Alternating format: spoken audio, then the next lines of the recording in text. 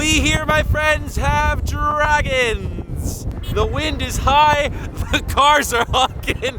We are doing an Epic Universe construction update on the day of another announcement from the park. Today we just got a whole big info dump on how to train your dragon, the Isle of Berk. I am coming to you outside of Epic Universe, all the construction happening right behind me here, and we thought it'd be fun to do a little on location update video. I could have done this at home. I decided to do it here at Epic Universe. I think this is a lot more fun. It's a lot of wind. We're gonna fly to the sky and talk about the newest info from the coolest theme park that's gonna open up next year. So hop on your dragons and get ready for another episode of Vincent Vision.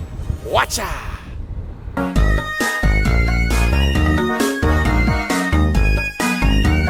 Hello everybody, it is me, Vincent. Welcome to another Epic Universe construction update video. I did this a couple months back where I walked the sidewalks alongside Epic Universe. I came here today to talk to you guys about the brand new announcement that we just got on the day of recording this video about how to train your dragon, Isle of Berk, one of the 4 portals you will enter at Epic Universe. And I came here because I wanted to try and see if I could see any more that I had not seen previously. Still seeing a lot of the same stuff, but give it a couple months, this is all gonna look really great. It's a very windy day. I got my windbreaker on, but don't worry, I got my Epic Universe shirt on here. It's gonna be a lot of fun. I wanna talk to you guys about how to train your dragon, Isle of Berk. Please check out that video before you watch this. It is awesome. It is epic. I know I'm gonna say epic all the time. It's so easy. This land, according to Universal, is about 15.5 acres. It is gonna have tons of family-friendly rides and experiences. This takes place between the 2nd and 3rd film, and this land is gonna have over 30 dragons, animatronic and non-animatronic, scattered throughout the land, whether it be on the rides or just walking around. We don't really know yet, but it sounds super promising, and Universal has even hinted at the potential of seeing dragons flying in the sky. Dragon drones? Maybe? Who knows? That'd be pretty cool to see if true.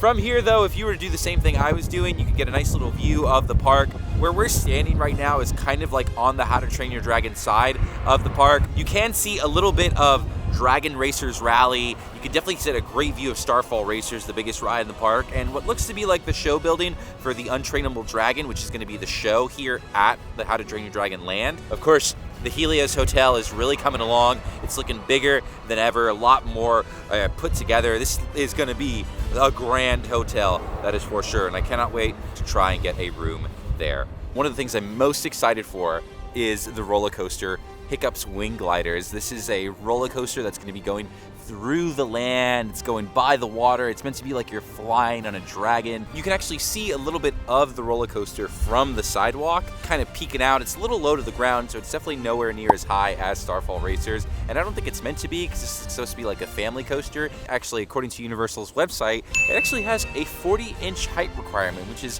pretty impressive because it looks like a pretty big scale roller coaster. So I'm sure a lot of families with younger kids are going to be very happy to see that, because that's the same height that you have to be to ride like the Spider-Man ride, the Minions ride, Transformers, all those types of rides at the other parks. You're going to be able to do a nice big roller coaster. Another ride that was officially confirmed that looks a lot more interesting than I originally thought was Dragon Racers Rally. Now this is what I've learned is it's called a Gersalt Skyfly. This is like the manufacturer's Gersalt or Gersalt. I'm definitely not saying that right, but it's a Skyfly, and a lot of other theme parks around the world have it. We're gonna have one here at Epic Universe, and I think at first glance, it just looks like a little spinny ride. You're sitting on a seat, it's flying up and down, but what I have learned is that you have control of your flying vehicle, and you can make it as tame or as intense of a ride as possible. So one of my favorite videos of all time on the internet is a woman riding the Skyfly ride, which I think is like at Nickelodeon Park,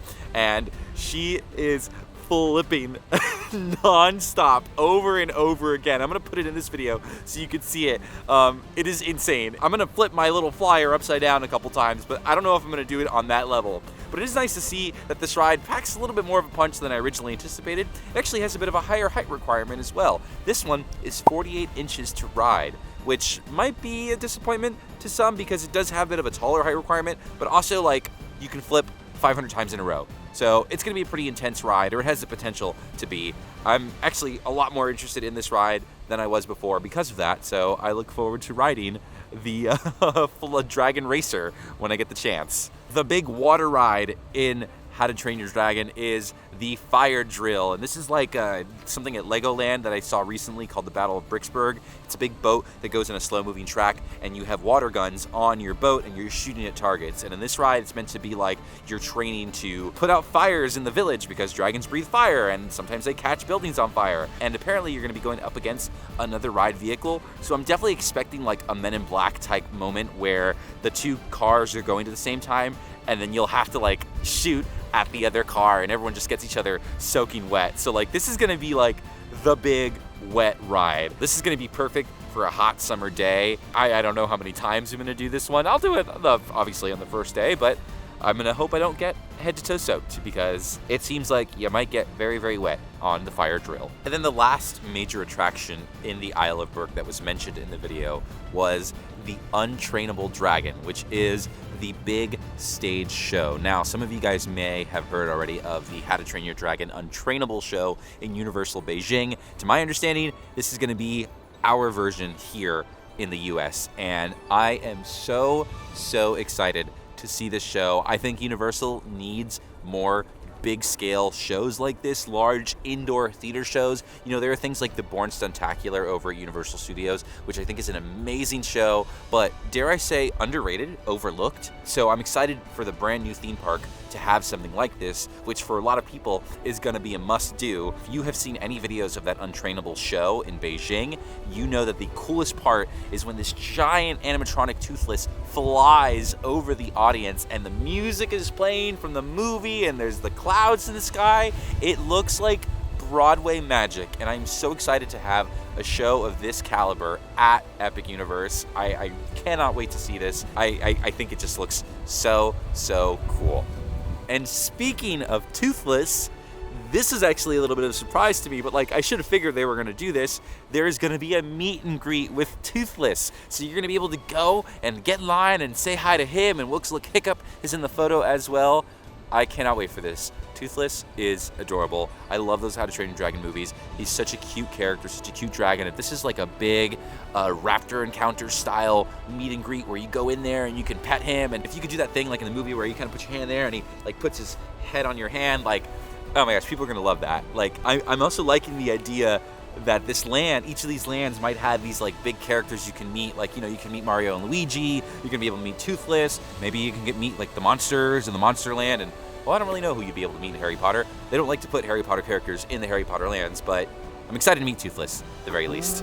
There is, I think, so much I can talk about with this brand new announcement. I'm so excited to see the rest of the videos for each of the lands. I'm really excited to see the Harry Potter one especially. I want to know more about that ride. But while we're out here at the Epic Universe area, let's go check out some other construction updates. Let's go check out a little place called Epic Blvd. But now we're live on the scene here at Epic Universe. No, I'm just kidding. But I feel like a newscaster. We've made it to our next stop here in about a year from now. What's going to be the busiest intersection in all of Orlando, and this is Epic Blvd. I am now standing at what is widely believed to be the entrance of Epic Universe. Why do I think that? Well, it's because it's called Epic Blvd. And there's a bunch of nice palm trees down the middle here lining traffic two ways. This is how people may or may not enter the theme park, get to the hotels as well. A lot of construction going on here. You can't go any further than right over here. This is still like a construction site. So if you were coming to like try to do the exact same thing I'm doing, this is about as far as you can get, okay? But it's still very cool to see, very exciting. Can't wait to see this area take shape. Now I wonder if it's gonna have a big sign like Universal Orlando does, because technically this is Universal Orlando as well. Like, is it gonna be like a Universal Orlando sign, or is it gonna be like an Epic Universe sign? Who knows? Who knows? But still very cool, exciting to be here right at the beginning of this epic construction. We've got one more stop on this construction update tour. We're gonna head over to the Stella Nova and Terra Luna hotels and get a up-close view like I was able to last time. Get to see what's been going on since I was last there a couple months ago. All right, next up on my stop here is Terra Luna and Stella Nova Resort. I'm hanging out across the street from the two hotels right over here, and things are looking pretty good, kind of how it was a couple months ago. Not too much else different from here. It's still so cool to see these tiles in person. They are so colorful. They really do change colors depending on the time of day and like where the sun is hitting. It is very, very otherworldly, very astronomical, ethereal, constellationical. That's a word I made up, but if Epic Universe is going to use it, they have to pay me money. As far as Epic Universe updates go, that is all I've really got for this one here. So nice to hear all these updates about how to train your dragon, Isle of Berk. It's fun to see Stella and Terra again in person, and it was fun to hang out at Epic Blvd and to just like be there before it officially opens, and all of this part of Orlando is like changed forever because of Epic Universe. Thank you guys for watching this video. Hope you had fun having fun with me running around the outskirts of Epic Universe. Please, if you haven't already, be sure to like and subscribe for more Universal videos like this one, and I'll see you at the next one. Bye-bye, guys.